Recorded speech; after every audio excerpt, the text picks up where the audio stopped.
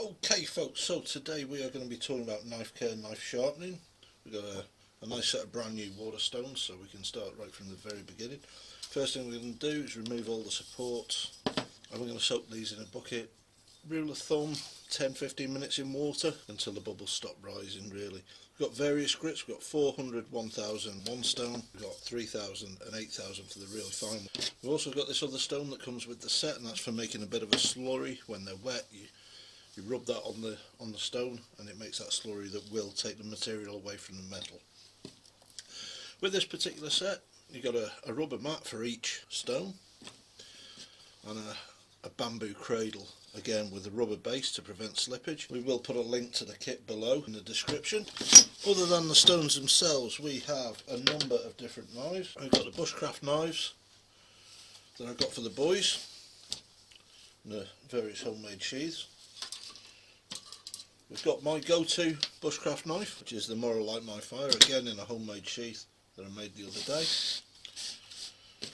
We have got a couple of Morrow wood carving knives as well.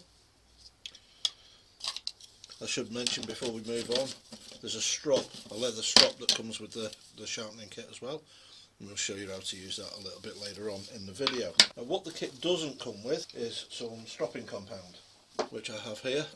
Just a compound you rub on the leather to help it take them burrs off the knife and reveal that overall strength. So we'll go ahead, we'll go away, we'll make a bucket of water, soak these stones in, and then we'll be back shortly.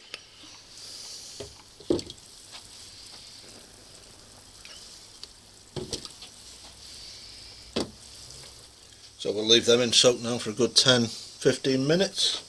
Then we'll come back and see how we're getting on. Okay, so it's been about 20 minutes now, the bubbles have stopped rising. Bring our blocks out of the water and we'll get rid of this. And we're going to use our rubber anti-slip, see it's not moving. We're going to start with our 400 grit, which is I'll not forget that shoe, for the block. Our 400 grit, which is the roughest for taking away the most material. Initially we're going to look at the Morrow Light My Fire, which is my go-to bushcraft. It's a Scandi grind, which is the shape of the bevel that leads down to the cutting edge, and I prefer these sort of grinds because it is a real easy knife, especially for beginners to sharpen. Also, while we're sharpening, I'm going to do this. This is a skiving knife for leather working, just to show that the techniques are very, very much the same. So initially we're going to take our smaller block, you can see there's a slurry forming on top of the stone there, and that's what's going to do the work for us. So we're going to take our knife, lay it on the block and roll it until that angle meets the... And work our way along the blade, keeping that angle the same each time. You can see the dark starting to appear now, that's the material starting to be removed from the blade.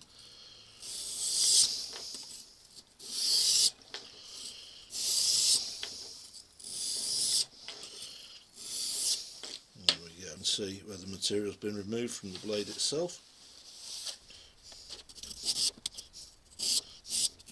We're effectively making it look like we're taking very, very thin slices from the very top of the block. And this is a process to take your time with, to concentrate on, or use it as a relaxation method. Really no point in rushing this, it just takes as long as it takes.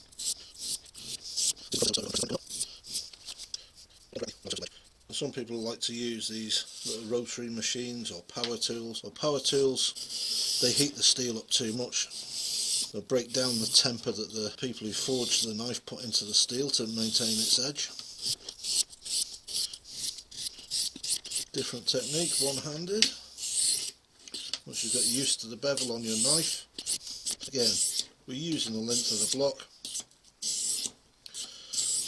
and acting as though we're taking a slice from the top of that. And already there is some improvement in that, but We're going to now turn the block over and go to the 1000 grit. So again with our slurry stone, I'm going to wipe the original off that, build up a little bit of slurry. Now sometimes using a whetstone they will start to dry out a little bit too much, and we just put a splash of water on them or dunk them in the water just to build that level of moisture up again. Exactly the same technique as we go through all the grits.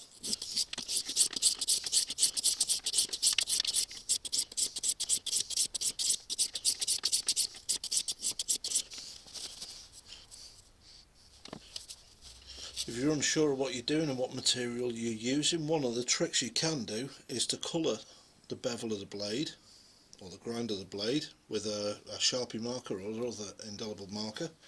Allow that to dry on the steel, and during the sharpening process you then get to see where the stone is getting, where it's missing, and you can adjust your technique accordingly. I'm going to go back to the 400 just for 1 second, and we're going to have a little look at the skiving knife. I say this is for leather work. A skiving knife is often used for thinning down leather, where you're making folds or joints, or folds for joints even. And again we're going to use the length of the block. We've already got enough slurry on there to do what we need it to do.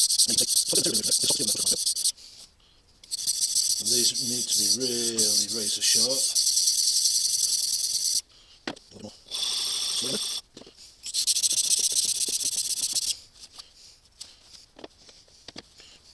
We're going to use the 3000, work our way up through the gradients.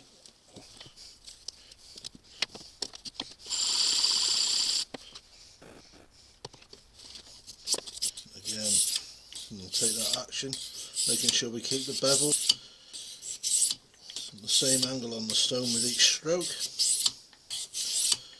Each time removing a little bit of material and refining that edge. You can see the dark in the slurry there, that is metal being removed from the blade.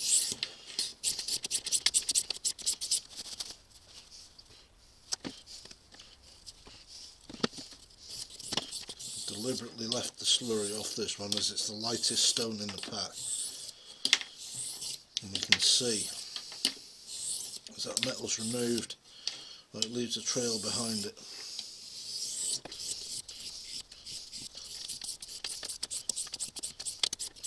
It can be fairly therapeutic in itself, this process.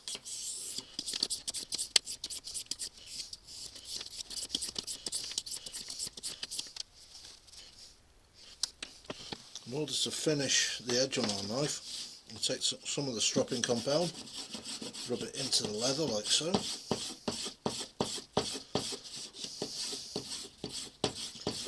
For those of you not familiar with this process, you've probably seen it done on the old whetstones with the old straight razors. Oh, there's 400 out the bottom and Yeah. 1,000. Yeah, 400 is the roughest because there's 400 pieces of grit per so much distance. So for argument's sake, on the surface you'd say that area had 400. So that one has 1,000 in the same area. That one has 3,000 and that one has 8,000. So as the grit gets finer, you're taking less material off and refining your edge. Wow. Making it a sharper knife. Cool. Another way of stropping your tools rather than necessarily having it hanging up is just on a bit of rough unfinished leather, a bit of rawhide. Again, put it in the stropping compound.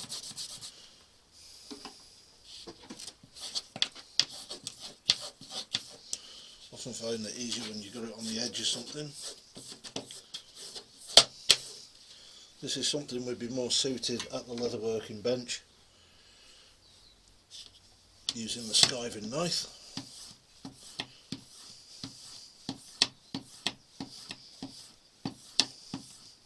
Logan, look at that. What are you after, buddy? He's looking at all the dust on it. There. So cool. Like that, eh?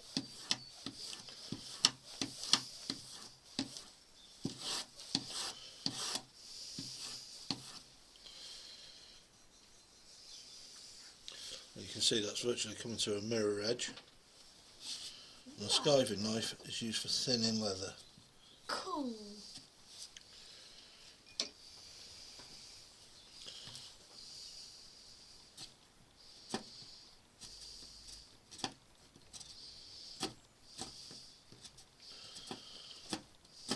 So we can see we start to take shavings off. You see how that's a shallower angle now? Yeah. Because the stone's grinding away at the steel. That's pretty cool, that. Yeah.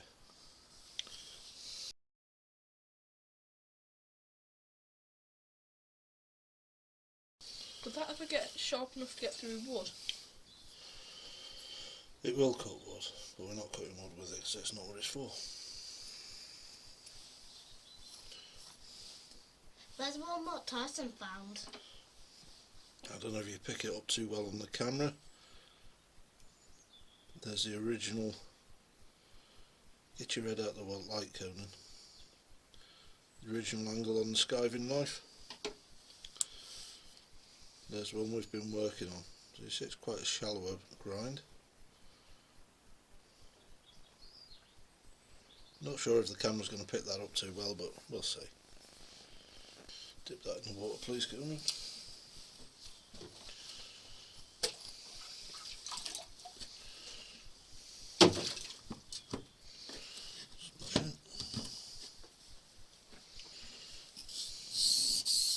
Excuse the cupboards, we are in the old stable. We take our blade.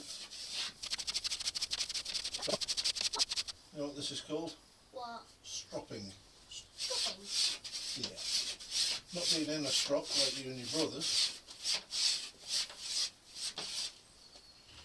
Now we can see with the fullness of time how much material you actually do remove from these blades. That concave bevel starting to level out along the depth of it.